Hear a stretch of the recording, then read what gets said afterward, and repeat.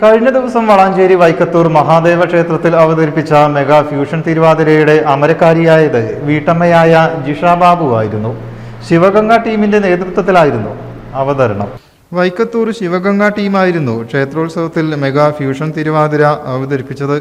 200ഓളം കലാകാരികളാണ് വേദിയിൽ അണിനിരന്നത്.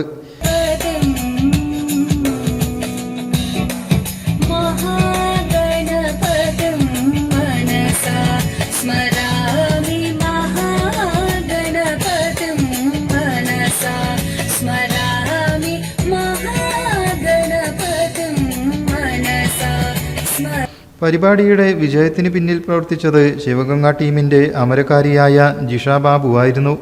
തിരക്കേറിയ കുടുംബജീവിതത്തിനിടയിലും കലയോടുള്ള വലിയ താല്പര്യമാണ് ഇത്രയും വലിയൊരു സംഘത്തെ പരിശീലിപ്പിച്ചെടുക്കാൻ പ്രേരിപ്പിച്ചതെന്ന് ജിഷ പറയുന്നു. ഇതിനോടകം ഒട്ടേറെ വേദികളിൽ ശിവഗംഗ ടീം പ്രോഗ്രാമുകൾ ചെയ്തിട്ടുണ്ട്. നാടൻ കലകളെയും ഭക്തിയെയും കോർത്തിണക്കി ജിഷ ബാബു നടത്തുന്ന ഈ മുന്നേറ്റം വൈക്കത്തൂരിലെയും പരിസര പ്രദേശങ്ങളിലെയും ഒട്ടേറെ സ്ത്രീകൾക്ക് വലിയ പ്രചോദനമാണ്. ഭർത്താവ് ബാബുവിൻ്റെ വലിയ പിന്തുണയും കലാപ്രവർത്തനങ്ങൾക്ക് വലിയ പ്രോത്സാഹനമാണെന്ന് ജിഷ പറഞ്ഞു. വൈക്കത്തൂർ മഹാദേവ ക്ഷേത്രത്തിലെ ആതിര ഉത്സവത്തിന്റെ ഭാഗമായി തിരുവാതിരയോടൊപ്പം അമ്മമാർക്കായി ഹരിവരാസനം നൃത്തശില്പവും അവതരിപ്പിച്ചിരുന്നു.